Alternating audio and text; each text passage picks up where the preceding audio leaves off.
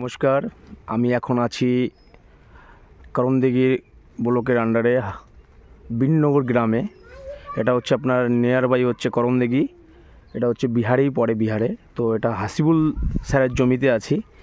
তো দেখতেই পাচ্ছেন এখানে স্যার জমিটাকে ওই ওপর থেকে কেটে নিয়েছি। স্যার এখন প্রেজেন্ট নেই, উনি একটু এমার্জেন্সি কাজে বাইরে আছে।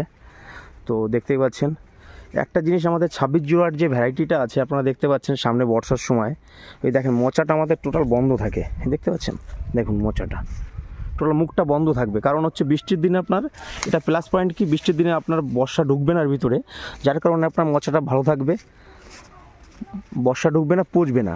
এই দেখুন 2608 প্লট, টোটাল প্লটটাই 2608 একটু কেটে রেখেছে, ফার্মারকে বলেছিলাম। এই দেখুন রেজাল্ট দেখুন আপনারা, 2608 প্লট। মানে 2608 এমন একটা ভ্যারাইটি, যে ভ্যারাইটি হচ্ছে নিজের গুণে চলে।